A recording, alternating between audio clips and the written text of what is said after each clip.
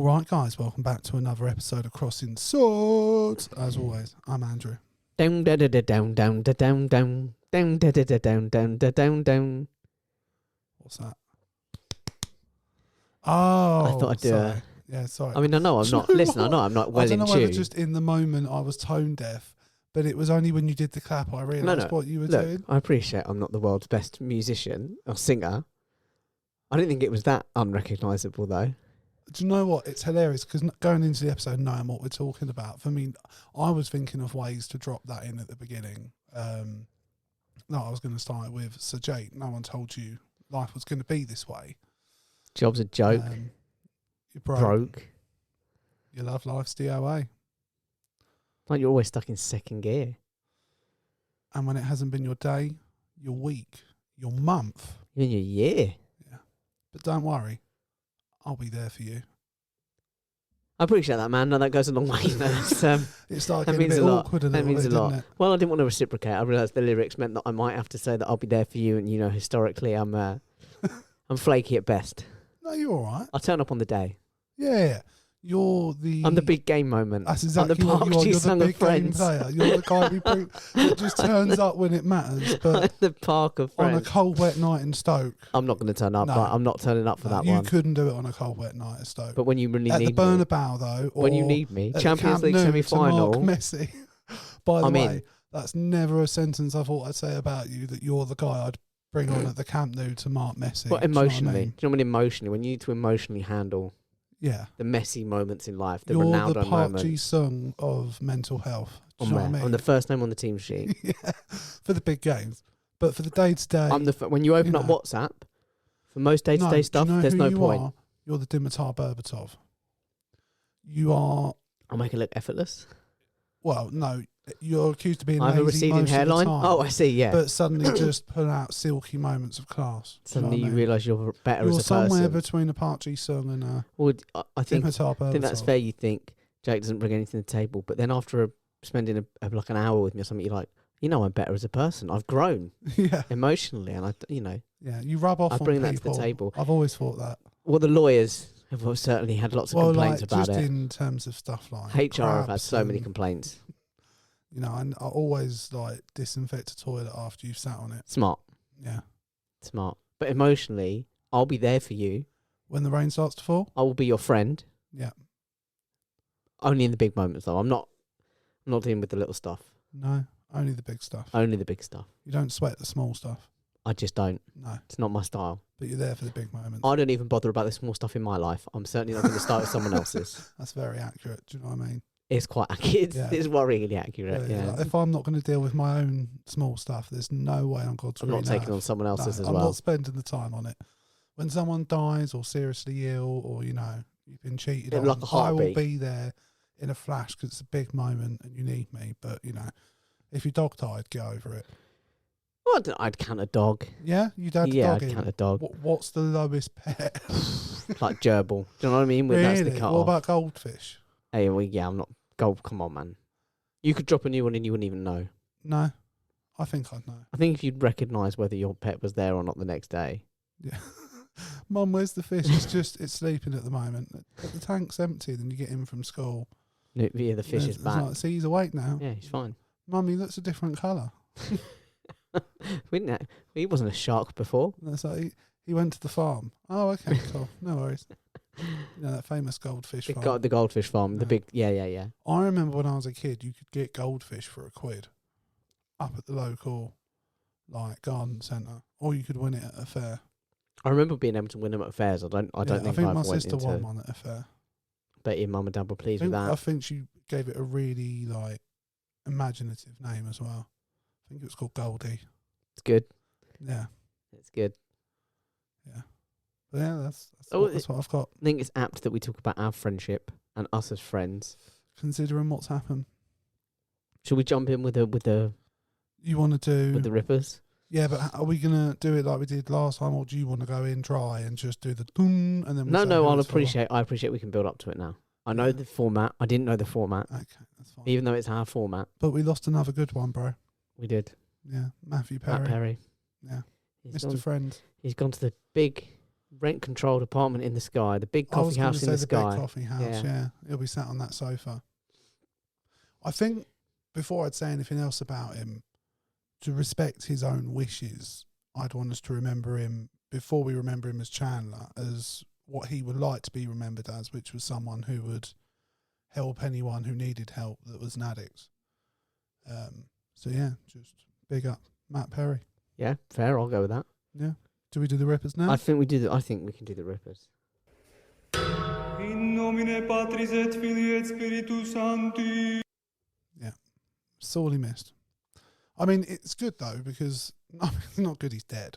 But Yeah, careful how you tread. he's left a legacy behind. Do you know what I mean? He's part of one of the, arguably, probably the biggest TV show ever. Well, can I ask you this? This is like not even close to what I thought we would talk about. Yeah. Do you Do I think need to do the swerve? you can do the swerve? But I think it's actually quite related. Oh, okay. Um, Then why did I do the Do swerve? you think? I like the swerve. All right, fair enough. Now that's unrelated. Now that's. Do you want me to do it again? Yeah, do it again. That's me turning back to where I was originally heading. All right, go for it. Shoot. Land your As plane. great as it would be to be part of this huge thing, do you think you'd be relatively happy and content at the end of your life, at the end of your career, to get there and know that you are pretty much your one role? You've done loads, but you are one role I for think- just about everyone. Even when it's reported, it will be reported on as being. Yeah, I One feel role. like I'm well placed to speak for actors in this situation. I Um, agree. But that's always the immortal thing. There's so many actors out there that this applies to. Like, if you're Daniel Radcliffe, or like maybe not necessarily Daniel Radcliffe because he seems to be trying to. But I'm No, pretty but he sure will. He will always. He will. Be, unless the TV series somehow dwarfs that, which I don't think it will. But even if it does, he's still always going to be known as Harry Potter.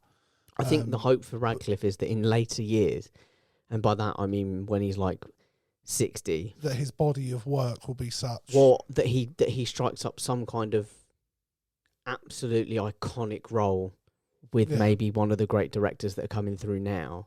Wolverine, apparently. He'd be a great Wolverine. He'd be like a more comic accurate Wolverine as I well. sort 'cause of- yeah, I was a bit skeptical when I first heard that rumour. And then but he's brilliant. Like Dan Radcliffe is. that's so unprofessional. I apologise. It's well, I tried to breeze past it as if it weren't happening, but you're right. Well, I should chastise you. My phone went off. And the worst part is it's connected to the soundboard, so it played directly Someone's got into friends. our ears. It's my lover. I saw you at Lover I heard at the weekend. on the train. Yeah, Where were baby. you going in London? Yeah, That was baby. what I asked Leanne. See Leanne. No, she said you were meeting friends. I was like, Yeah, he I doesn't met up- have I met up with friends some in old- I met up with London. some I was old like, what friends. friends does he have in London? I mean, I'm with some old friends. Are these some of the We higher went to, echelon people? Were well, you I meeting guess up we with were quite Boris? higher echelon. Where did you go? Look, The Oxo Tower? Look, cocaine was sniffed by some of the guests, not me. By the way, Jake's not saying that in any reference to like if you're on a night out with Boris, more than likely cocaine's going to be taken. I just want to say that for You're in a legal work reasons. meeting with Boris. Just for legal reasons, I just want to say that we're not implying in any. What way I would say this whatsoever is that if- the former prime minister takes cocaine. If you're somewhere and Boris has done a meet and greet, I mean, I wouldn't go through the airport that night. Do you know what I mean? I'd wash your hands first, thoroughly. I have literally said I think he's a coke thing, but that's not the point. Yeah. Yeah, I mean, and also there's not a surface anywhere near his office in number 10 that wasn't No. covered in cocaine. Can you imagine that though? Like they're just a random table with like a plant on in the halls of number 10, and he was perfect. Do you know what? Do you know what it is? It's like, do you know in Dumb and Dumber, when he's like, "There's shit on the walls." It's everywhere. Honestly, there's a few moments in comedy films like that I can remember like my whole life that just uncontrollable laughter, and that is one of them. The first time I ever saw it, But I imagine that I was was on the floor. that was the drugs team yeah. in and around number 10. They're like, everywhere. it's everywhere. It's on the ceiling. It's in the fridge. Honestly, anyone do yourself a favour, do Dumb and Dumber poo scene. Just the and whole film, like it's a good film. That is a good film, to be fair. Me and Dave. I mean, I'll still say this. Shout out Dave. I still would love to go somewhere in one of them suits. Yeah. Yeah. What, one of the really like? You know when they goofy turn up in the one? blue and orange. Yeah. Yeah, I would like to with Yeah. the top hats. Because that isn't that like the prequel one with the other actors in the poo one, or is that? I can't remember. I've got a feeling it's the second one. I've got a feeling it's the prequel one. Yeah. Yeah. But either way, that's what it was like. That's what the scene. Yeah. Just this forensics team be like, it's on the everywhere. It's on the ceiling. They even go into his home where like his baby, like go and check his baby's bedroom. It's like, it's everywhere in here. It's on the It's on the baby. cot. It's on the baby. Like he's just done a little line fresh off the head. Yeah, and like there's been images of him in like I think Jerusalem or like Israel in general recently. Even though he's not prime minister, not a politician anymore, he's got to go do his duty. Just stood there, arms on his hips, looking at weapons on the floor. Like just looking coked out his head. Like I can't imagine being in his head, right, and just being like, I know what the Middle East needs right now. A coked up me. Bit of Boris. Just like on the private jet on the way over, just doing line after line. If I go over and quote off of different air hostesses every time. If I go over and quote some Shakespeare, that'll probably solve all the troubles. That was brilliant, finding out that like right at the start of the pandemic, he was like, "So I'm gonna write this book." Do you know what? The best thing about it, as you're hearing it, you're like, it all sounds absolutely spot on. Like none of it's disbelievable, but it's parody at the same time. Yeah. Like, if you saw that on his show, you'd be like, "No, can you take that?" Satire bit is out? dead. It's Satire unrealistic. is dead. Like any normal politician, you'd be like, it's impossible. There's no way he asked for a few weeks off at the start of a pandemic to go write a book. But no, absolutely he did. And then when they said, no, you've got to deal with this thing, he just started writing it anyway. No, sir, you couldn't, like, you're the head of the country. We need you here. And he's like, all right, just wait right there. I'm going to go to the toilet. And he's just ducked out. Do you know what I mean? Quick line. Right. That goes without saying. Write a few lines. Do you reckon he just has a woman with him at all times that he snorts off of? He like snorts a few lines, writes a few lines, back to work. Do you know what I mean? No one's the wiser. He's in there buzzing off his tits, quoting Shakespeare, and no one's got a clue. Speaking of snorting lines, though, well, I was going to say it's like an appropriate link, isn't it? I was thinking it feels it. I think that. Like, how did you feel when you first found out that he'd passed away? In all honesty, I thought he'd relapsed. Was my first thought because he has really struggled, and he's been very open with his struggles. I've got to be honest, I've not looked at any of the cause of death stuff. I sort of deliberately avoided it because I didn't want to hear the words. You're still waiting for the toxicology report. Yeah. But he died from drowning in the hot tub. I think he had a heart attack. I think is the prevailing theory that he had a heart attack in the hot tub. Which, given his substance abuse in the past, it's not out of the realms of possibility that he was sober and had a heart attack. Yeah. I hope for his sake. How did you feel? To be honest, I didn't really feel anything when I first found out. And like Friends was a massive part of my childhood. And I watched it all the time with my parents and on my own. It's not really something I've watched in recent years. But then since having seen more of him and seen interviews with him, even a recent one like 11 months ago, I definitely felt more sad about it watching it. And I watched a few episodes and they were emotional ones. So I got a little bit choked up watching them. But then in general, my like nostalgia, like cry level has got massively lower in recent years. Like I tear up at all sorts of stuff.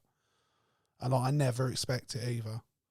It comes out of nowhere at you. Yeah, and I'm just sat there going, you can't fucking cry at this, you prick. Do you know what I mean? Like the proper like bloke comes out at me like, no, fucking suck it in, you bastard. Yeah. But let it out, man. No, absolutely. Go let it out. Absolutely. But no, I think the one I watched of him 11 months ago, the interview, it was with Q. It's on YouTube. You can find it. He is a bit slurry in it, and it's difficult. He has been, I think, just in recent years. Yeah. I think it's just an unfortunate byproduct of years of abusing your body. I was going to say, like, I've met older ex-drug addicts, and it's not uncommon for them to still seem as if they're on the substance because of the damage they've done to themselves. So it's a difficult one because if you'd seen him recently, you'd have probably thought there's a chance he was. It's very sad watching an interview with him. Sorry, I know you were just saying. No, that's fine. I can't remember who it was with, but there was an interview where he said he doesn't watch Friends.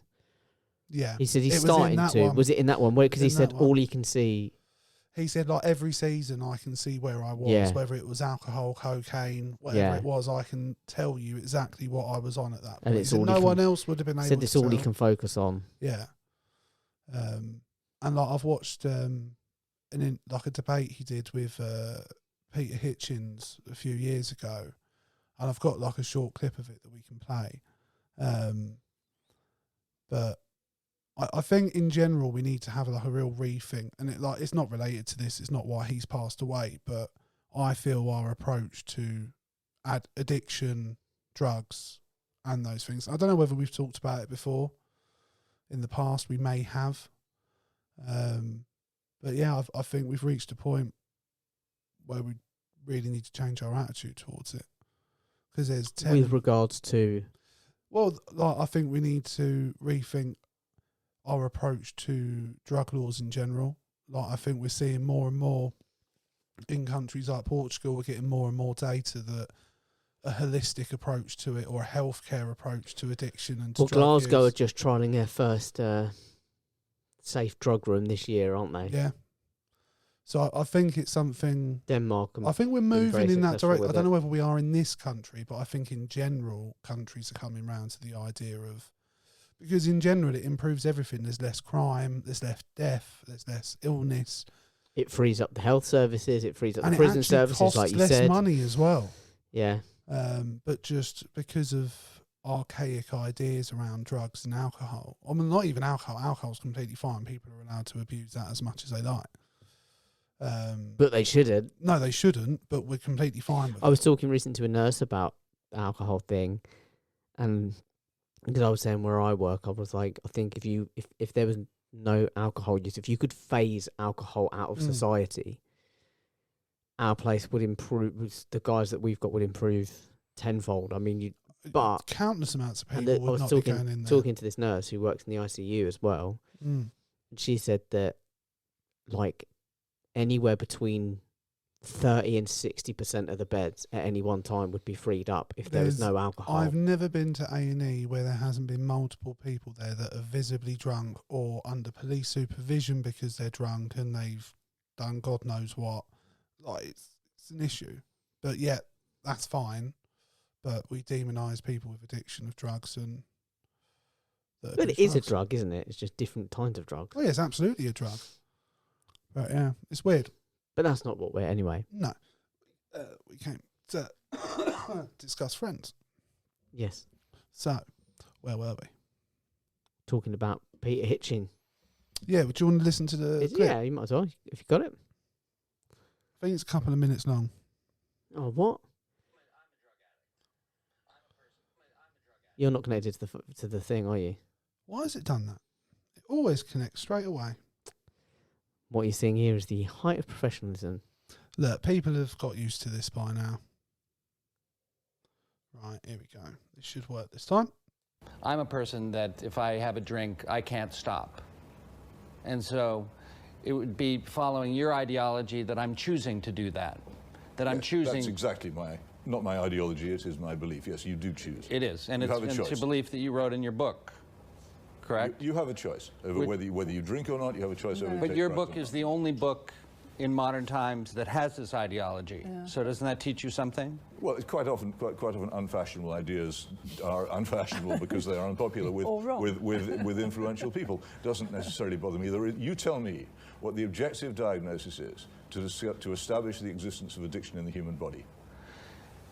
It's an allergy of the body, and it's an... Allergies of what?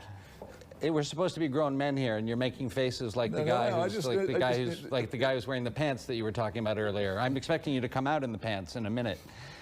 It's an obsession of your mind and an allergy of your body. So this is what happens to me. I start thinking about alcohol, I can't stop. I can't stop thinking about it. And what's the objective physical proof of this inability to stop? There's considerable proof this is partly a genetic problem, isn't it? Your argument is that it's willpower, Peter. Of course it's willpower. It's not willpower. Look, people constantly stop both drinking and taking drugs. You're just a person who's talking who's wrong. If willpower were not involved, then how would that happen? It's an effort of will on your part not to do it now, isn't it? I'm in control of the first drink. And so I do all these things to protect myself from not having the first drink. Sure. But once I have that drink, the allergy of the body kicks in. This is all documented alcoholism proof.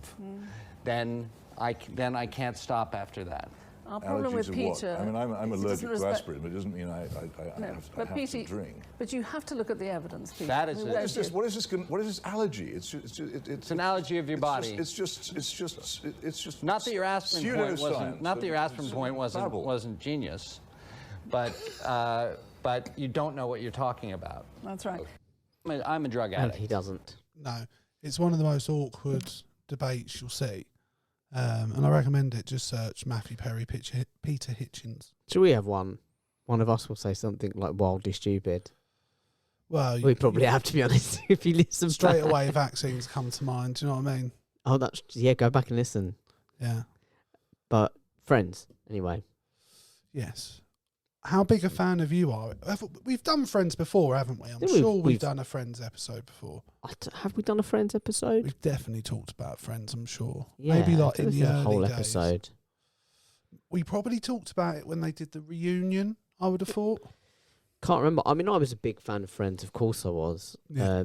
We both grew up at the right time for it. Yeah. So we were kind of just coming into the right age for Friends, just as Friends was finishing airing. Like, I don't know if you remember it or if you were watching it at the time, but I remember the finale.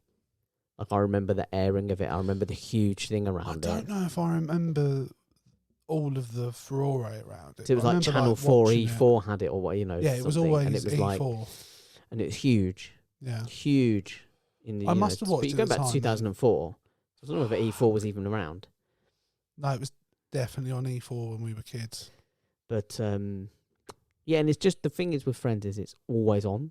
Yeah. So like there was even now always a repeat. So it was like Comedy Central for the longest time, and then I think it's back to E4 and not maybe. Just like 1 or 2 episodes. It's on for like it's on 2 all or day. 3 hours. It's on all day. Like yeah. Which I think is a testament to how popular it is at the very least, if not how good it's on it is. Netflix, I think.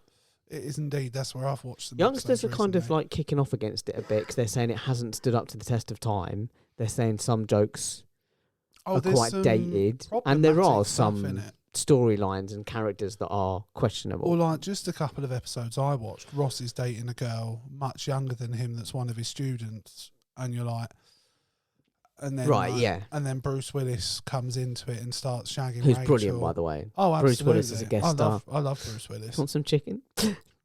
There we go again. That's what my dad called me. Yeah. No, he's a great guest star. He came in through Matthew Perry. Did he?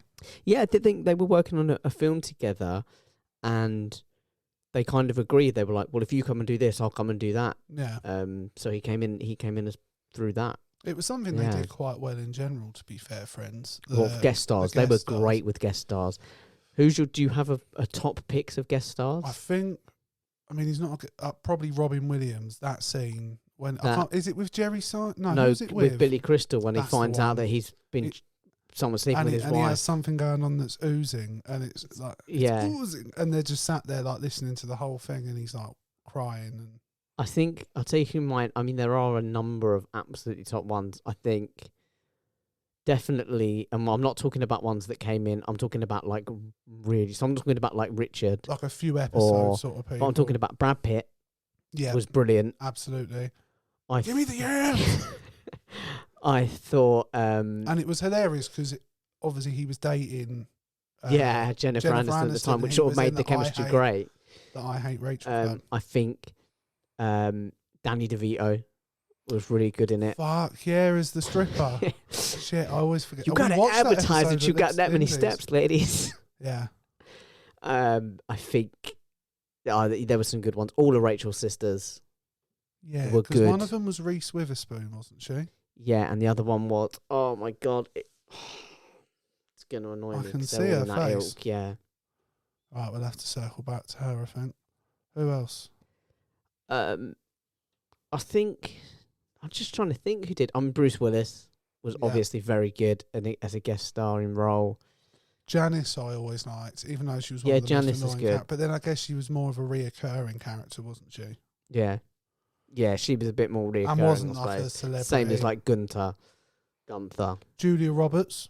Julia Roberts was good. Chandler's and they ex. actually dated as well, didn't they? Outside. Yeah. Which I had no idea. Do you see why he broke up with her? No. It's quite sad. Yeah. Because he basically, he said, according to his book, he broke up with her because he was just waiting for her to break up with him. Oh. He was like, she's too good for me and she's too... Yeah. I think, to be honest with you, because the thing is, I think as an actor, Matthew Perry was actually quite good. Like, I've seen him in other stuff. I think he was in, I want to say it's something like The Good Wife. It might not be The Good Wife, but it was like a lawyer show, and my mum's like bang into it. And she said he's one of the best people in it, and he's not even in it for that long. He's good in Scrubs as well. Was he in Scrubs? Yeah, he plays his dad. Is a patient. He's like really popular. Okay, I don't remember that episode. And they're like, your dad needs a kidney, and he's like, no, fuck him, man. Like, everywhere I went, everyone flocked to him, and I was left in his shadow. He was in a nice film with Zac Efron. It was 17 again. Yeah, that was all right, actually, to be fair. That was all right. I won't hear a bad word put on a Zac Efron film. Do you know what I mean? I can't think of one that I would slate. Do you know what's interesting? I was looking online. I've not seen any like tributes for Matthew Perry from any of them, but I don't think any of them are on like Twitter or anything, which is the main place. No, they did release a joint statement. Oh, did they? The 5 of them. Okay. Yeah. Was it just a sort of boilerplate? It was really generic. Yeah. It's, such a talent, and we're desperately sad, and we would like a moment to grieve in peace. They'll probably do some sort of tribute thing, I'd imagine. There'll be some sort of documentary behind the scenes. They should do a tribute act, and it's just Smelly Cat. Yeah. Not a tribute act, a tribute gig. Do you think they do a reunion where it's like the one where Chandler died? Do you know what I mean? I mean, maybe on SNL or some shit like that. Yeah. Do you reckon? Everything else getting a revival. Frasier's come back.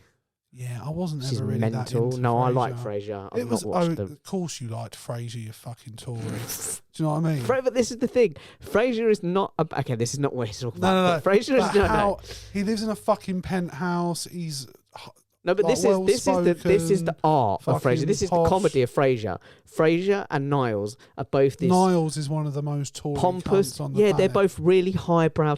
And do you know what it always comes down to? The same lowbrow sibling rivalry. They've got the same base emotions as everyone else, but they think they're above them. Yeah. They think they're too intellectual for those kind of things. Yeah. And that's what it comes down to every week. And it was really well written. So I'm not saying it wasn't... they're both Tory cunts. It's not, listen. The dad's all right. He's not as much of a Tory. I remember the woman in it had an annoying voice. Daphne Moon? Yeah, I think she was Niles. She was meant to be from Manchester. Do you know what I mean? She was from Manchester. She's meant to be. The character was from Manchester. Wow. That was not a good accent. I bet she's American. I think she's actually from England, which makes it worse. That does make it worse. But yeah, no. What else are they rebooting? What can we say? They're doing Blade again, which I'm sort of looking forward to. Oh yeah, no, but with Mahershala Ali and I love Blade, him. and I think it'll be good. I think that'll be okay. Yeah, I think that'll be okay. Safe hands with him. Yeah, but Wesley was my man. Do you know what I mean? He was a dick though in those films, wasn't he? Behind the scenes. Yeah, but like sometimes, like that scene where he refused to open his eyes, and they had to CGI his eyes in. What scene was that? Don't know. There's a scene. I genuinely can't. I don't know what it is, but I've just heard it talked about by some of the crew. Yeah. That worked on it, and they were like, he just genuinely refused to open his eyes for the shoot that day. Yeah, so we had to shoot it and then CGI his fucking eyes in. Yeah. Or CGI them open. Like, the only reason they didn't make more Blades was because Wesley's an arsehole, I know, but like, he was my man. Do you know what I mean? No, I respect the art. Yeah. I respect the art. And like, look, sometimes masters of their craft, there's difficult. A darkness that comes I can attest to that because you're very difficult to work with sometimes.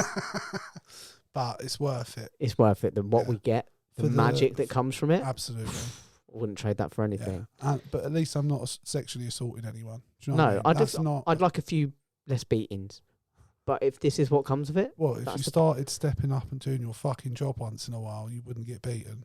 And I'm just... I'm saying you and I both know I can't commit to that.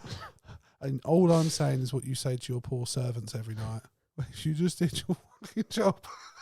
You brought this on yourself. Yeah. You made me do it. The best part is when you get them to just beat themselves. Do you know what I mean? Easier, it just saves time. Because you can get wrist injuries as well. Yeah, they don't even ask injuries. if tonight's a punishment night. They know every night's a I'll get the punishment carpet night. beater, sir, they say. That felt almost real. It's a very real experience in my household. Yeah. Again, this is a very tandem episode. It's not even close to what we were talking about. No. I don't even know how to bring it back. I mean, we were talking about guest stars. They did guest stars well. Yeah. One of my all-time favourite people that was in it, and I think is like undervalued, was when Paul Rudd came in. Paul Rudd is brilliant, by the way. Like, I don't know if anyone else on the planet could have come in that late into Friends, but seemed as if he was there. I mean, his first episode with Joey going in the restaurant, be like, Mike, yeah, you'll do. that whole thing is brilliant. And one of my favourite Mike bits is either, I mean, obviously the bit where they go in, the whole story where they're going to give the check to the orphanage or the children's people, and then they take it back, and then they go back, and then he rejects it, doesn't he? Yeah. But also the thing where him and Ross hang out for the first time, and they spend the evening watching like this and they have nothing. And then when they see each other later, it's like really awkward. That is brilliant. And when they start like, do you know the thing about beer and that? We don't have to talk. We. Yeah, but I love Paul Rudd. But Paul, he's so good. The man doesn't age either. He looks as good now as he did then. Drinking baby's blood. It's working for him though. Yeah, he's allowed to. He's such a nice guy as well. Who'd have thought it? Look at us. Do you know what I mean? But Paul Rudd was a fantastic addition. I quite agree. I'm going to ask you a question about a Friends storyline. Go on. How do you feel about the Joey Rachel storyline? I never liked it. Do you think it was them running out of ideas? Do you think it was them forcing it, trying to make something? Probably a bit of padding. Do you think it was like Rachel's a really popular character, Joey's a really popular character? Let's see how that goes. Yeah, probably. Let's see if we can get that going. But no, it sort of crosses the boundary you don't cross in a close-knit group of friends, isn't it? That like you're not really supposed to get together anyway, but if one of you's already slept with the other one. But saying that, it does happen, doesn't it? It happens a lot. Like, we had quite an incestuous group when we were younger. Not nowadays. Yeah, it's weird that you kept bringing your dad to hang out with us, but... You leave my dad out of this.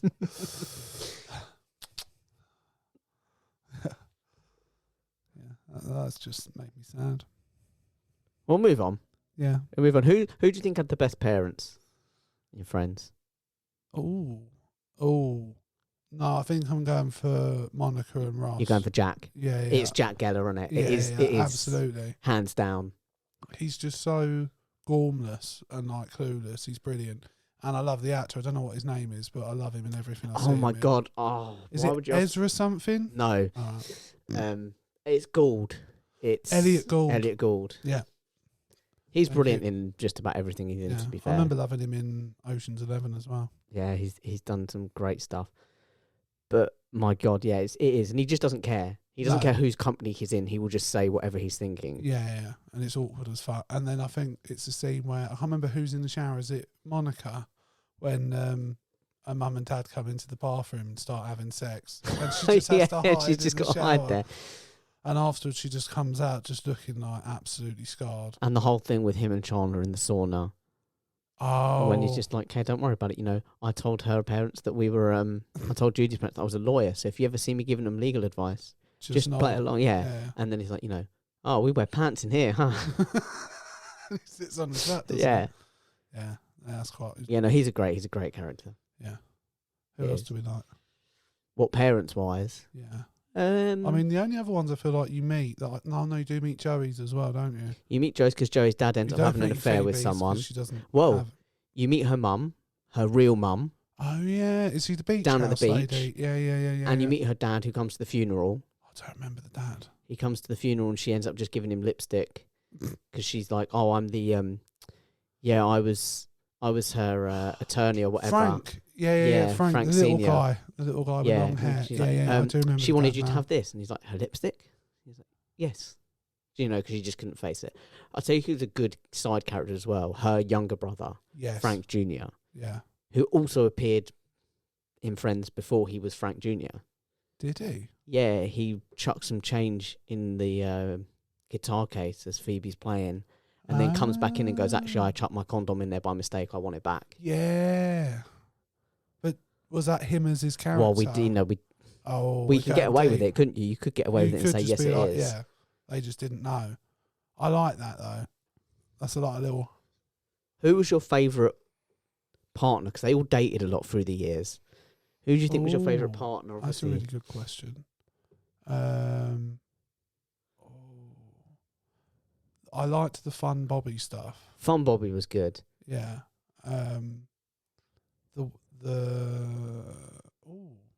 Janice probably after that. I liked Janice. I like and I can't think of his name. David, in fact, it was Hank Azaria. Oh yeah, the guy I liked him as well. I mean, Janice is obviously top. He does a Pooh's voice. Or he did do it. Yeah, Frank is obviously not Frank. Richard is obviously. I love the episode where Joey and Chandler flip a coin between who's going to have the moustache and who's going to smoke the cigar when they're trying to take after Richard. Sorry, what's his name? Yeah, Sellers. Tom Selleck. That's it. Sellers. Yeah, Richard was a good character. But when they decide we're going to split, one of us is going to have the moustache and one of us is going to have the cigar. Yeah. And they flip a coin for it. He just comes in with like this. Yeah, I don't think either of them was suited either, to be fair. No. Neither of them are classy men, not like us. I've thought about doing a mustache a few times. I think you just end up looking like a pedo. Yeah, you just look like a dick. Yeah. It's not a good look. I look like I touch children. It's not look like a good... So that sounds like it should be in the trailer. Just where I went. So I went through and did like a list of episodes. So I went through the seasons. Yeah. And I did like a best episode from each season, and then I've also collated some of my favourite episodes. And I've tried to make sure that I've not picked some off, so there will be some from the same seasons that you'll go, well, hang on, if it's the best, how can it be your best episode, but it wasn't the best episode of this? I've made sure there's not a crossover. Okay. So I'm going to go, and hopefully you'll know the episodes. I'll remind you if you don't. Number 1 from season 1, the one with all the poker. So the first time they sit round, they're playing poker, they're ribbing on each other. Okay. Ross is still trying to like flirt with Rachel and... Okay, yeah, and then they start giving each other money, don't they? And the bet gets bigger and bigger. Yeah. Yeah. And then he lets Rachel win, doesn't he? Yeah. Yeah, I remember that. It's good. So I wasn't a massive fan of the earlier seasons. I think it definitely got better as it went on. Yeah, definitely. I think the more they got close, I think from number 3 onwards. But number 2, I think, had some really strong bits. And this was a bit tough for me, picking my favourite one here, because there's like... This storyline was stretched out over 2 or 3 episodes. It was only ever a B storyline. Yeah. But I've picked the final one in the end. And it's the one where Eddie won't go. And what's that one? Because it was just the last one with Eddie, the roommate, when Joey moves out and he moves in. Crazy dude. Yeah. That's the thing, I haven't watched it in so long. Did you touch my fish or whatever that Oh my God. And he just convinced he's going to stab him at any moment. Yeah, and the way they get around was just Joey moves back in and they're like, no, you never lived here, man. And he's like, oh, okay, fair enough. Like, that whole Eddie storyline, the whole Joey moving out, that was mental. I was a big fan of. Do you know what I loved? When they won, I hope I'm not stepping on one of your favourite episodes, when they swap. It's on there. Oh, right. It's on there. Sorry, I'll take it back for a second. Forget that picture. So number 3, the one where no one's ready, I went for. When Ross has got some big benefit and Rachel won't get dressed. And it's because, for me, it's got one of the most iconic bits in Friends, when Joey comes in wearing all of Chandler's clothes. Yeah, I think there's a Funko Could pop I of that. be wearing any more clothes? It's a shame I'm not wearing any underwear. It's a good job I don't do any lunges. And it was just... Do you know... Great. That was Chandler's thing. Could I be... Yeah. Whatever. That came from... That wasn't like a part of the role. It was a way him and his 2 best mates, when they were younger, used to fuck around talking, and it was always as like just to be ridiculous. And he just decided that's what it would work for Chandler. This character. And he said, literally in the room, they were like, "What the fuck are you doing?" But keep doing it. I like it. Do you know? I read a story recently. There's a show, and I don't know the guy, I don't know the show, but it's like a chef show. It's like really intense. Is it Bear? Might be Bear. Are you saying you've been watching it? No, but I read a story where the main guy auditioned for a Marvel project, Yeah. And he decided, for some reason, he just psyched himself. He's like, I'm going to go in there with the attitude, because he thinks that's what and he just walked in, he went, right, why the fuck should I do this project then? And they went, yeah, no, it's going to be a no thanks. Do you know what, though? He sat down afterwards and was according to this interview with him, he was immediately like, I don't know why the fuck I did that, and I fucked up, but they were absolutely right to say no to me. Yeah. Do you know what, though? I respect the commitment to do that, to be like, I'm going to go out there. To one of the biggest studios. That's high risk, high reward, isn't it? It's the El Matador. Blow them away. It's the El Matador. Yeah. Either you're going to blow them away or just get told to fuck off. And he didn't go the way he went. No. Episode 4, season 4, sorry, the one with the embryos, which is where Phoebe's trying to be the surrogate. Yeah. But it's also the one with the quiz and the apartment swap. Love it. It's transponding. He's a transponder. That's not even a word. That's not even a word. It's so good. Yeah. It's love it. It's a great. And she's it's like, a great shit storyline. questions. She's like, don't blame the questions. Mrs. Chananda Bong. Yeah, don't blame the question. Ross was great as a mediator. He absolutely was. Yeah. No, to be honest with you, it's those episodes where it's like fast paced and there's so much going on that you're like, they were all fucking top of their game in those moments, weren't they? Like to fucking... They were on fire. Yeah, because that's... If you think about that logistically, to do that, because it's one... Those sort of moments are like one take as much as possible, aren't they? So like to fucking nail that must be difficult. Season 5, I've gone with the one where everyone finds out. So the one where pretty much everyone knows about Chandler and Monica. Is it the one where he sees them in the window? Yeah. I fucking love that. Yeah. Get off my face! And the best part about that is he's been like suspended for being angry because someone ate his sandwich and all that shit. And then his boss has come to see him. He's like, look, I've got my shit together. For me, the bit that makes me laugh is the guy with him that stood behind him like fucking terrified. It's a great... I mean, also in that whole story before, I'm always a big fan of, I quote or sort of paraphrase Joey quite a lot. You know, when they're Phoebe and Rachel are scheming, they're like, they know we know, but they don't know that we know that they know that we know. Yeah. And they're like, Joey, you can't say a word of this. And he's like, even if I wanted to. Is it the one where Phoebe's like trying to seduce Chandler as well? Is it the same episode? Yeah, with the bra. I love that. There's a couple These before, are my but breasts. yeah, same story. Yeah. It's one of the most awkward all things. do bras. Chandler can't do bras. I don't know. And like Joey, the way he just like pings it off. It's fucking brilliant. So I love it when he's like, I can't remember what episode it is, but someone asks him about bras, and he was like, mate, one time I just looked at a bra and it popped over. Oh, and Chandler's like, I was there, it happened. Yeah. One of my favourite Joey lines as well is when I think Chandler's asking him about, performance issues, and he's like, Joey, you've had a lot of sex, right? And he goes, today? I watched that episode this afternoon. Not a lot. Yeah. It's a great. And then eventually he was like, and they were talking about like having performance issues, and he was like, oh yeah, I just did it anyway. Season 6, I've gone for a bit of heart on this one, a bit of an emotional punch. The next couple, really. This is the one with the proposal. It's the one where Monica and Chandler I was watching that. That was it's one of the ones I chose to watch. When they both get down on the floor together. Yeah. I mean, the whole thing. He thinks he's lost her, and the whole thing with the ring anyway, and Phoebe trying on all the jewelry and all that shit. Yeah, because when I put the episode on, they're going out for dinner, and I completely forgot about the Richard part of it. So when he turns up at the dinner, you're like, oh, fuck, I remember. And then it does. It gets you going. It's a beautiful, beautiful moment. Yeah. So number 7, again, it's a similar vein. It's the season finale. It's the one with Monica and Chandler's wedding, which is technically a 2-parter, but I think it's just really good. Did you know Foo Fighters was playing in the background of that? Was it? Apparently Everlong. I'll go for that. I don't know. I haven't watched it to verify. It's one of those where one of the things I saw online. When it gets re-aired, it might be... the rights might have lapsed, so they might put something else in its place. Say that, I tried to watch a clip and I was like, I can't hear it, so maybe you're right, they might have taken it out since. Yeah, it might be one of them. That's not uncommon with shows that use popular music. I didn't know they did that. Yeah, with shows that use popular music, sometimes the licensing is a short-term license, or it's only for the original airing and a handful of reruns. So they have to take it out. Particularly with streaming services and stuff, it's like that was never in the contracts. So they've got to take them out. Oh, shit. Or they've got to find something else. That must be a fucking minefield. Do you know what it is? Is because where I listen to, or I like Scrubs. Okay. And so I like Bill Lawrence as well, who's the showrunner on that. Yeah, he's the showrunner on like Ted Lasso as well. Okay. And he's talking about, so music is like such a really big thing of Scrubs. Yeah.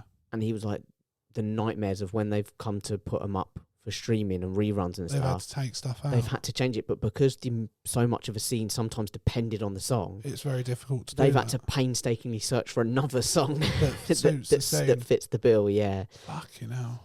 But it's interesting to know anyway. I didn't know that happened. Season 8, Rob, I keep saying number. Season 8, the one with the videotape. Have you ever been? I was backpacking in the foothills of. I don't remember the video. Barcelona. It's when they decide to find out. When they found out Ross and Rachel are having the baby together, right? And they were like, "Who came on to who?" Oh, there was. And he was like, "I filmed." He was like, "I filmed us coming onto each other." Yeah. And at the end of the episode, they watch. And they're like, "The story, you know the story." And she's like, "How do you know the story?" She's like, "No. My friend heard it from some guy." Some guy. It's like, no. His name was Ken Adams. Ken Adams. I think everyone knows the story. Yeah. Yeah. It's just when she starts telling the story, and Ross just kind of looks up like, "Oh shit, we're about to have sex." Number 9. Now, season 9. This is where so a lot of these are quite popular episodes for the series. Yeah. This one I've kind of put my own thing on because I just feel like I had a really strong attraction to it. Again, it focuses on a guest star. Okay. So this is the one with the male nanny. Such a good I'm episode. such a big fan. Is that Freddie Prinze Jr.? Absolutely. Dating Jennifer Aniston as well, I think, at the time. Really? Yeah, I think so. Absolutely fucking nailed it. But I absolutely love that episode. He is brilliant in it. Yeah. His whole thing with like Ross, showing the negative side of Ross, the masculine side of Ross. The toxic masculinity. Yeah. We know who's the grumpus. Just come on. My favourite scene from that episode was he's baking manolin, and Monica's on how he's like, lighter than air. And then goes back to being angry. And then, for me, the very end scene, and even like he takes his rejection so well. He takes his firing absolutely phenomenally. But then it's the cut scene at the end with Joey. You know what kind of ship they can't sink? A friendship. And Joey being like, dude, best college ever. Cheaper than college. No, that is. Do you know what? I'll give you that. That is a very good episode. For me, it's a strong episode. And because I can't remember other episodes, I'm not equipped to. No, but for me, that was such a strong episode. I was like, I'm putting that in there as my favourite from season 9. Another good Anna Faris is in it, isn't she? Yes, she carries carries the the children for them for in the last season. Yeah. Yeah. No, they do guest stars really. They do guest stars really well. They did it very well. Pete, fucking Jon Favreau. Pete, yeah. The UFC guy. He was good in that as well. Yeah, he was good.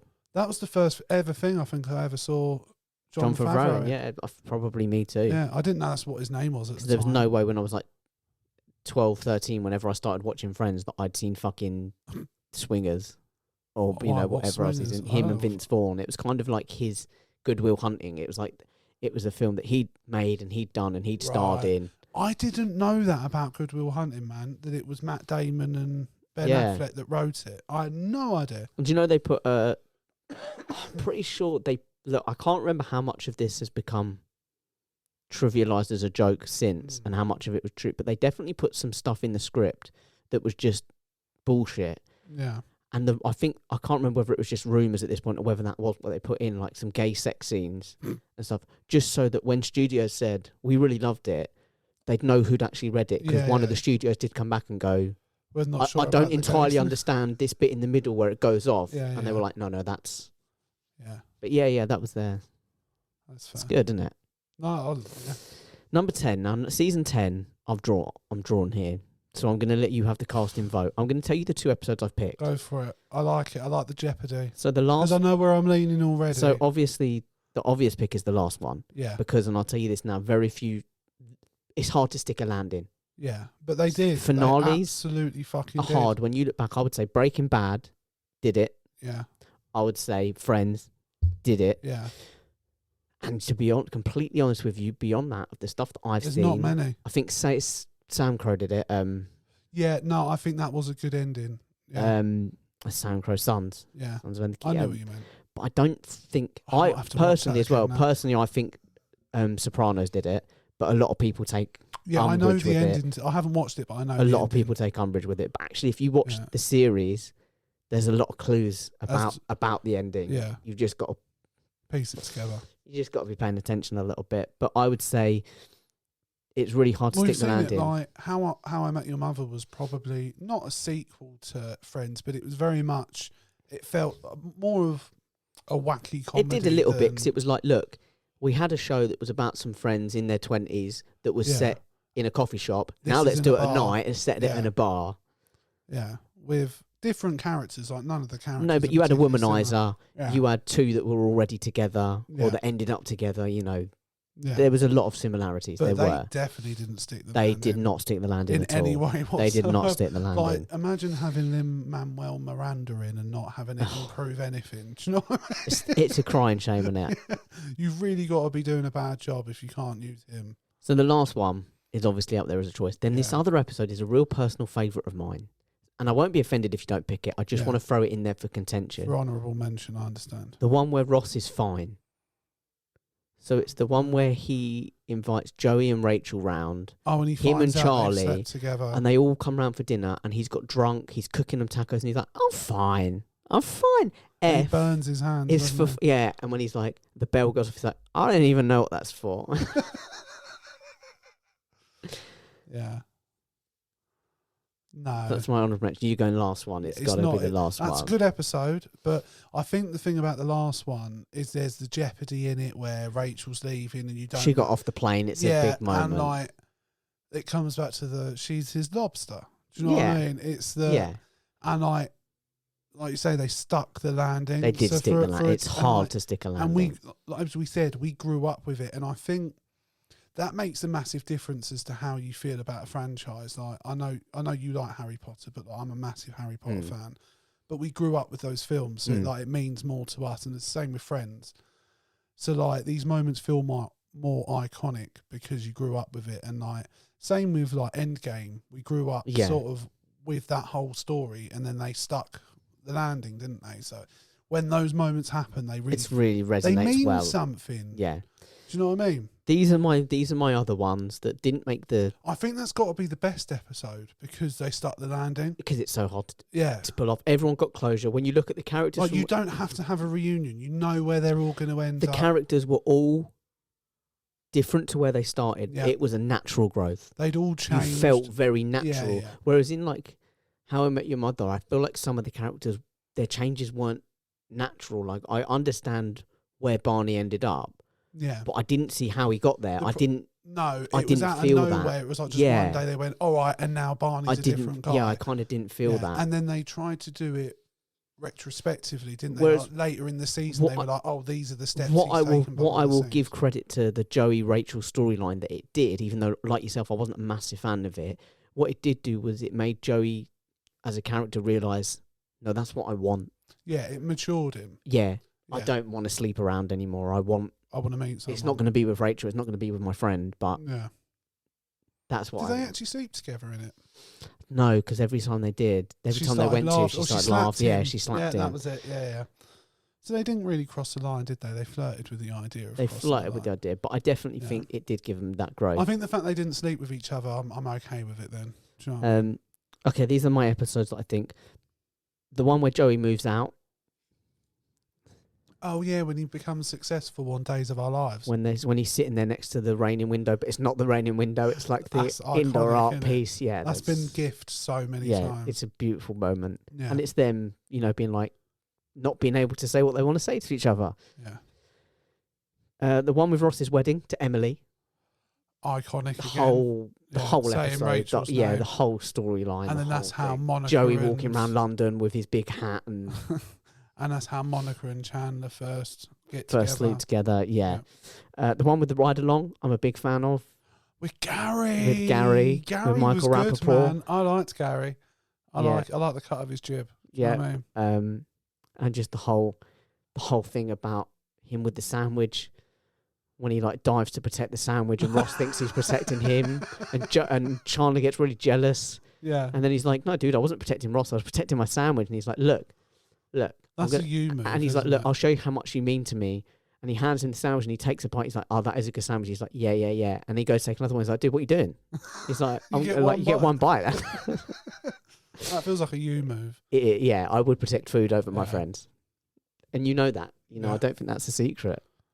The one where Ross got high, the Thanksgiving one, where that's just a good Jack moment, and it's the one where Rachel makes the shepherd's pie. Oh, epic! Yeah, and then Joey's got like, yours. Good, custard, good. Deal was green, not tonight. Ross, it tastes like feet. No, but Joey's all over that. Yeah, got yours too. I'd try that though. I would try it as well because, like Joey said, meat good, custard good. I love all of it. I don't know how they meld. I'd probably eat the custard and cream off and then the mince. And just the whole thing when they have that mad revelation at the end when Ross and Monica are just telling on each other and they're like, Hurricane Glory didn't break the porch wing, Monica did. Yeah. And then them talking to Chandler and being like, you stuck with Ross through his drug problem and now you're taking on Monica. Yeah. That's up there for me. The one with Unagi. Yes, I had that on. It's a great episode. Another one? Yep. Pivot. What did you mean by pivot? It's when he takes it back to the store and she's like, so this couch is in half. He's like, yes, that's what I'd like to return it. She's like, did you cut this couch in half? He's like, I would like store credit. Yeah. Like, I'll give you store credit to the amount of $4. I will take it. Yeah, pivot is up there for sure. Yeah. The one with the Nat partners, where him and Joey end up being... That was really weird, wasn't it? It sort of works, though, in like a bros way, because I don't think Joey and Ross ever have that much together. No, they're never really that close. Chandler's the pin between them. Yeah. But I think it works. That episode works. They just happen to be good. A tender moment together. It's just a beautiful moment. Yeah. And they both, neither of them want to admit it, but they both have to accept that it was the best. Bro? If the nap was that good... Because the way they made it out... you'd have your head on my chest. The way they made it out, it was good. That was good shit. Just what's wrong with a cuddled nap between two bros? Do you know what I mean? It's just it's no homo. Especially on a stag do. It's only homo if you kiss. We won't kiss. I can't promise anything, but I snuggle. I like to kiss. The one with the red sweater, I think, is a good episode. What one's that? When they think it's Tag, when they're trying to find out who the father of Rachel's baby is, and they think it's Tag, it's Ross. and it turns out it's Ross. Yeah. I think that's a really good one.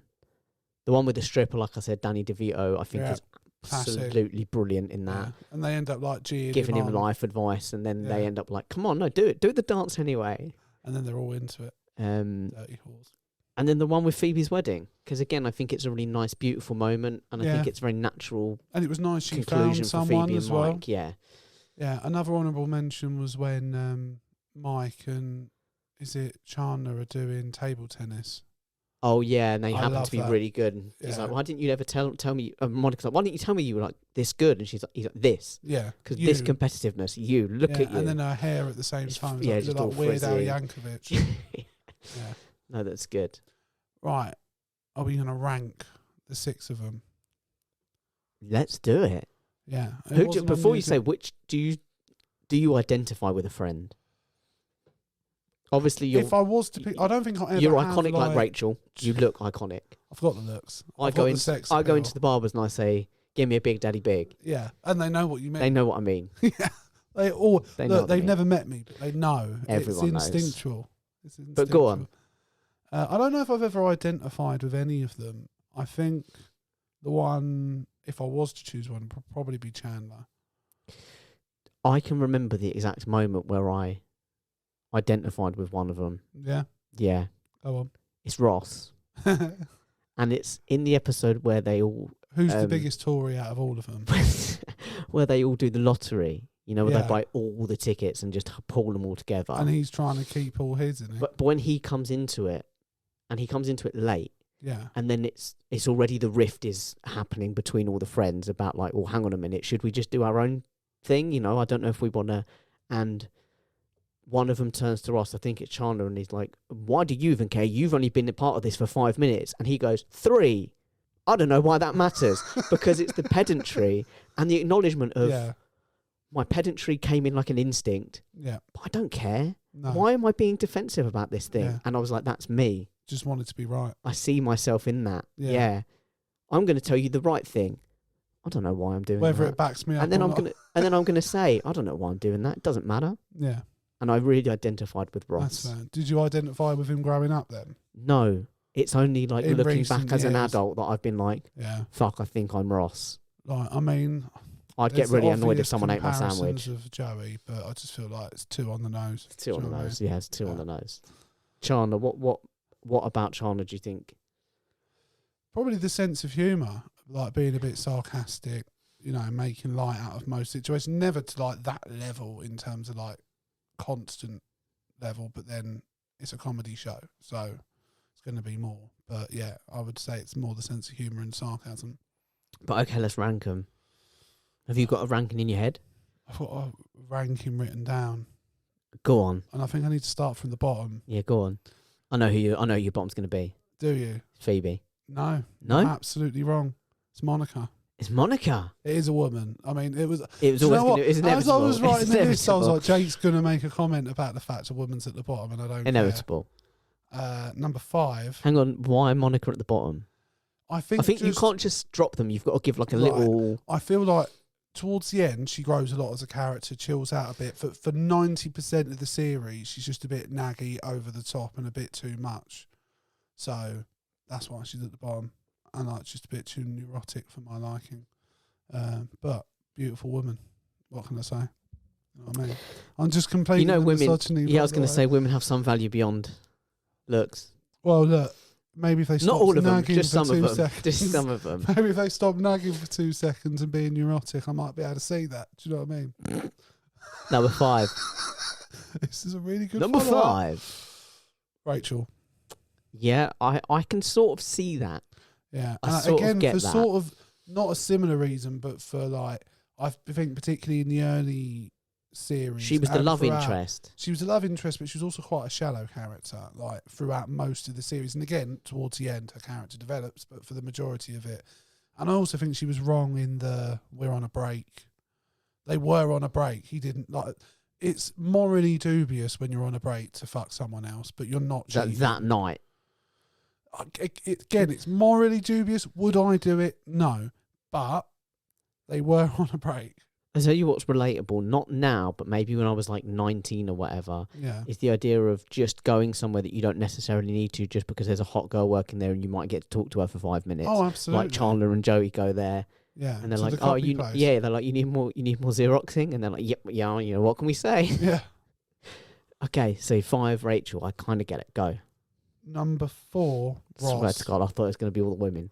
I thought it was just going to be so sided. I couldn't do it. And to be fair, no, this is genuinely my list. I haven't. Go on, Ross. Again, just one of the more annoying characters. Again, brilliant moments, really funny. Some really starting to regret identifying with him now. Heartfelt moments but like in terms, because he's a more intellectual character, I don't think I identified with him as much because that isn't what I consider myself. And yeah, don't consider myself an intellectual. He is a bit of the Tory of the group. Do you know what I mean? Sure, but where are we now? Number 3. Number 3. Phoebe. I actually think she's one of the better characters. I think Lisa Kudrow is a really good actress as well, or actor. Sorry. I think she has some of the most funny moments in it, completely, and I think part of that is down to her acting as much as the lines or the moment. It's how she does it. And just her timing. So yeah, number 3. I really struggled with one top 2. And 2. You struggle with the top 2. And this isn't. What does he call him? Joey and the Chan Chan. No, what does he call himself though? J-Man and the Chan Chan. I can't remember. There's like an episode when they're moving out, when Chandler's moving in with Rachel. He's like, no more, no one's going to call us, J-Man and the Chan Chan anymore. He's like, no one ever did. No. Who called us that? You just did it now. But number 2's Joey. Okay. Again, Joey probably has some of the most iconic lines throughout the show. Yeah, I mean, Joey doesn't share food. Yeah. Monday I'm one. Not even sorry. I'll tell you what I quote. Do you know what today is? Recording day? What? Doesn't exist. Monday 1 day. Tuesday 2 day. Wednesday? Huh? What day? Thursday 3 day. It's like one of the all-time greats for me. And the turkey on the head. And gets his head stuck. It's Joey. Yeah, it's that voice. I can hear it. Yeah. It's Joey. Yeah. No. And then obviously so number 1 is Chandler. It's Chandler. And it's not because he's passed away. I think. Well, it's very telling. I think it's very, he's the one you identified with. Yeah. And he's the top of your list. Yeah. Yeah, I think that's but I think like some of the best lines across the series, like the ones that sort of are more not cutting, but like more comedic than the others. That are deliberately comedic. There's a Chandler line. I mean, there's so many, but there's one that always stuck with me, and it's in an earlier episode. Yeah, which is maybe a bit odd because I think them earlier episodes, like I said, I don't think they stand up as well as the latter ones for me. But it's where him and Joey are flipping a coin, and he's like, what do you want to call? And he goes, it's when they've lost Ben on the bus, and they've gone to pick him up, and one's wearing ducks and one's wearing clowns, and he's like, well, flip a coin to see which one. And he flips a coin, and Joey goes, head. He goes, let's have ducks for heads because ducks have heads. And Chandler says, what kind of scary ass clowns came to your birthday party? And that's a great line. Yeah. You know, he didn't let Joey get away with his shit. If the list was Joey was like someone else said like Joey's first or whoever's first, I can't really argue because all of the characters and be honest, have their moments. When you do a whip sound, do you do whoop-pow? Oh no, no, you don't. Oh, I do. I do whoop-pow. No. That's what I'm saying. Whoop-pow. Okay, let me rank mine. Go for it. Number 6, I'm saying it's Phoebe because for me, and I just want to preempt this. There's no bad friends. There's no bad friends. Okay, they all no, and they all need to exist. They all need to exist to make each other strong. Good point. For me, I'm going Phoebe. I think she was always just a bit too quirky for me to really engage with properly. I mean, I think definitely as I'm older, I appreciate it more. But when I was younger, I just didn't really get it a lot of the time. Like she was a bit too hippie. She was a bit too free thinking. No, I like it. Number 5, I probably am going Rachel. But like I said, I think she sometimes suffered a bit from being a bit too much of the love interest, so she didn't really get to explore her character as much as maybe she could have. Like, she definitely had less storylines that pushed her on. Sometimes the writers were too focused on her being Ross's off and on again. So I think she did suffer from that. I think number 3, despite the fact that I really love him and I'm again like there's no bad friend and I identify with him, I'm going Ross for the exact same reason. Yeah. I think sometimes there was too much focus on his love life. Also, the fact that there's some really great jokes in it, but he's done some really questionable shit. Yeah. Like, he's a bad... He's not a good person. He called out someone else's name on his wedding day to Emily. He cheated on that person. Who he ends up with. You think he cheated then, do you? You're on Rachel's side. Oh, okay, he didn't cheat. Technically, but it's only a technicality that saves him. Do you know what I mean? Well, like I said, it's morally dubious, but in every other way, he literally first night he went and slept with someone else. Balls deep. he dated a student. Yeah, like there's so many things that are like questionable with Ross. Number 2. Oh, did I do 2? No, number 3. Oh, and also he lied to Rachel about still being married to her. Yes. Yeah. Yeah. Never. I've had a lot of clients, Ross. Never from the same person.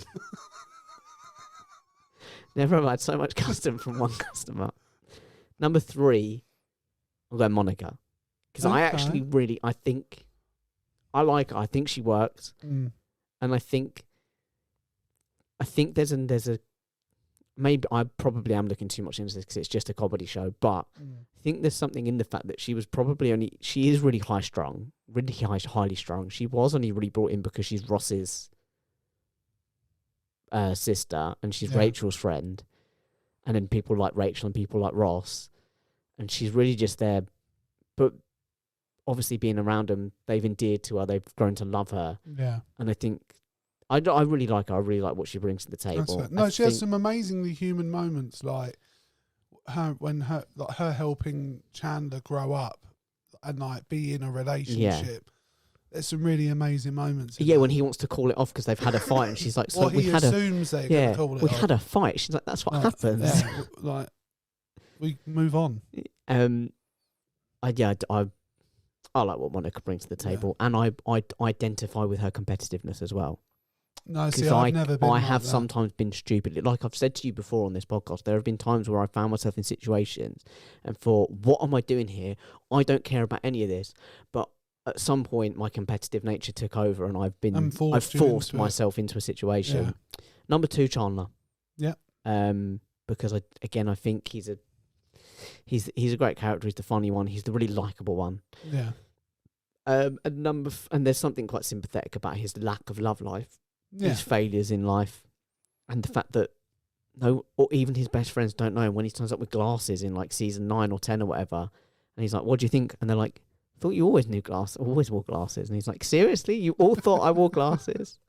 And then Monica's like, "No, honey, I knew." And she turns to the others and she's like, "No idea, absolutely not a clue." Number 1, Joey. I think he's the most iconic. I think there's a reason he got the spin-off. It never worked, and we're not going to talk about it.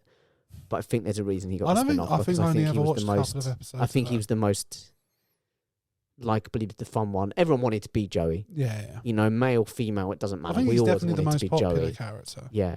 And I think that's for good reason. And like Matt LeBlanc smashed the back doors out of it, didn't he? Smashed the back doors out of a lot of things during the run of that show. I bet he did. But that's my ranking. Where are we for time, by the way? We're getting close to pod time. What's the timing? Hour and 10. Hour and 10. Well, very quickly. I need to do the test. I think we should do a test. I think we should do a which friend are you test. So you get one up. I'll get one up. Oh, we've got. Have you got a link? No, like that would have been better prepared. I can send you a link if you want. If you just go in, BuzzFeed is like the top thing. Right, we need to speak while we're doing this. We can't just sit. Because we'll do it for each other. Which friends? Okay, I feel like that's a bit of a con. The first question, but whatever. Oh, cool. Reject. I'm not fucking accepting. Are you on this cookies. BuzzFeed one? It doesn't really matter. Do you know what? You ask me the questions, I'll ask you the questions. I like it. I dig it. I'll ask you these questions. Wait, where did you find that one? Oh, this is on BuzzFeed. Do you know what? I'm just going to find an. Just send me your link. No, your one looks better. Because the first question on this is pick a friend.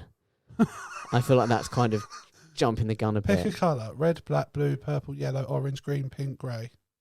Wait, what were the options? Okay, I'm quite drawn to the orange. I like the orange. Pick a movie. So what have you got? Jurassic Park, Love. Oh, I mean, Love Actually and The Godfather are absolute dons. But I'm a Jurassic Park man. Hit the Jurassic Park. Smart choice. Pick a season: winter, spring, summer, fall. Summer, baby. Come on. Pick a song. You've Got a Friend in Me. Just a Friend. We're Going to Be Friends by the White Stripes. Can't Be Friends by Trey Songz. My Best Friend by Tim McGraw. With a Little Help of from my friends Joe Cocker. You're My Best Friend by Queen. Ooh, you're my best My friend. Best Friend's Girl by The Cars. With a Little Help from my friends by the Beatles. Well, With a Little Help from My Friends and I Get By with a Little Help from My Friends from Joe Cocker are the same song. Like, literally, it's a cover. Yeah. But Joe Cocker made it his own. I'm going Queen, though. It's a song that... You're My Best Friend. Yeah, I'm going with that. I think John Deacon wrote it about his wife. On a Friday night, you can be found on a date, wondering what your ex is doing, working, hanging with your kids, drinking with friends at a party, sleeping, dancing at a club, making dinner and watching a movie at home, playing board games. Probably making dinner and watching movies. Cool. Pick a power: invisibility, time travel, the ability to magically write hit songs. I think I know what you're going to choose. I've already got that. Super strength, the ability to fly, teleportation, the ability to read minds, the ability to breathe underwater, or night vision. Well, this is going to be massively influenced by what I'm watching at the moment. Yeah. Because in any normal situation, you know that if you ask me for a superpower, generally I'm going teleportation. But I've been trying to watch classic Doctor Who. Right. I'm going time travel. Okay. If you make a mistake, you can just go back and try and undo it, can't you? I think I've seen enough time travel movies. No, it doesn't really work that way. That's honestly the worst choice to make. If you look, just spoiler alert, if you make a time machine, don't use it. Destroy all evidence of it, just don't use it. Pick a bird. Roseanne Barr. No, what is it? Just pick a bird out of those options. Oh, penguin. Penguins are penguins. Come on, my man. Pick a fantasy series. Harry Potter, Lord of the Rings, Twilight, Game of Thrones, Hunger Games, Star Wars. Come on, Star Wars, man. There's no competition, please. Who would you rather date? Don Draper, Olivia Pope, Liz Lemon, Jesse Pinkman, Carrie Bradshaw, Tom Haverford, SpongeBob, Daenerys, or Rachel? I mean, Tommy Haverford is that would be a disaster. We'd never get on. I'm going Rachel. Okay. Oh, it's going to make me Ross. On New Year's Eve, you will be sleeping, watching fireworks at a small gathering with your closest friends. That one. Okay. You don't need to go on. It's that one. Pick a TV show. Girls, Glee, Breaking Bad, Homeland, How I Met Your Mother, Grey's Anatomy, Law and Order SVU, The Sopranos, or House. Sopranos. You're Ross. What a shock. I mean, can I just say, I didn't plan that. Right. Now you've got to go back to the start and do it for you. Right. Forward. I knew. Do you know what? As soon as it said, who would you date? I just thought, I know where this is going. Right. I'm going to pick for the first question, which is pick a colour. I'm going to go red. Pick a movie. Out of those options, Jurassic Park. Yeah, come on, man. There's no other choice. Pick a season. I'm a winter boy. You are. We are very different in that regard. Pick a song. I'm going Toy Story. You've Got a Friend in Me. That's my childhood right there. But closely followed by Get By with a Little Help from My Friends. It was my second choice. My favourite version is actually a version by a rock band I like called Shinedown. It's very good. Yeah, it's a good song. It is a good song. On a Friday night, I can be found sleeping. I haven't got one for just masturbating. Normally with my missus. Pick a power. The ability to... No. I think I'm going... teleportation. Yeah, it is the one, really. I should have gone with it. But Pick a bird. Again, penguins. Awesome creatures. Yeah, penguins. I'm actually going Harry Potter's for the fairy... Well, you're more Harry Potter than I appreciate. And I'm more Star Wars has ruined itself for me, sadly. And then who would I like to date? You can't say me. I think I'm going to have to go Daenerys Targaryen. I mean, you can, your ass gonna get toasted. I want to ride a dragon. On New Year's Eve, I will be sleeping. Pick a TV show out of the options. I'm not far enough into Breaking Bad to choose that. I love Breaking Bad. So I'm going to have to go How I Met Your Mother because I don't really like any of the other options. So good. I'm Emma. You're Emma, what, the baby? I'm the baby. I did not see that coming.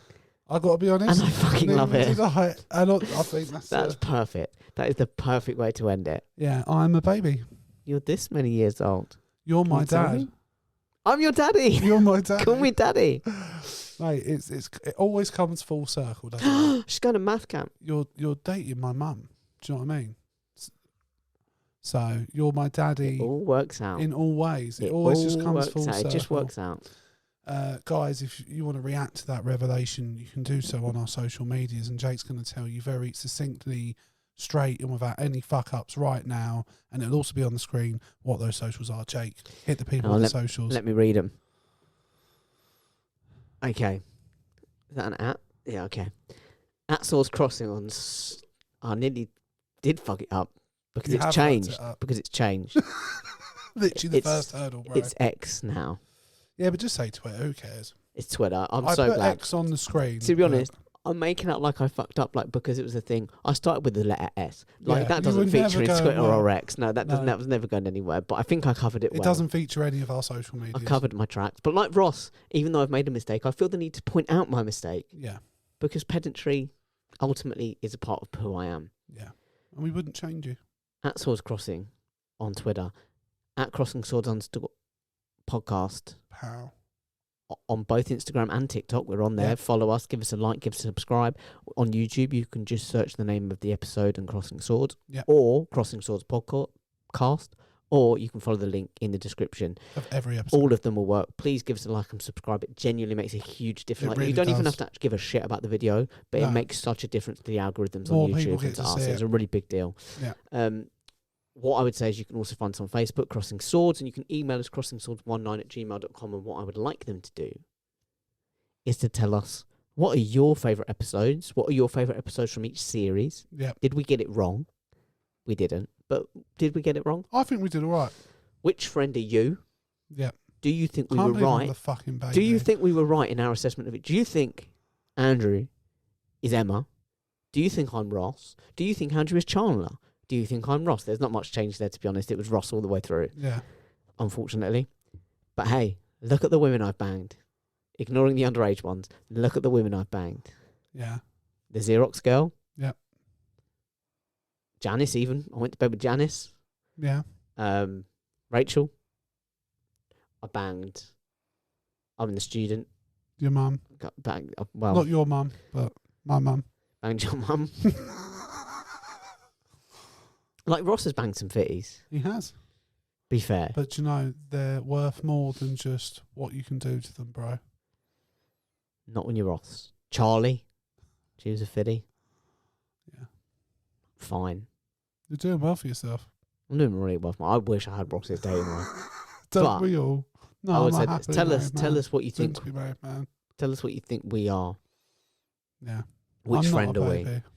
Well, that's the kind of thing a baby would say. Goodbye, guys.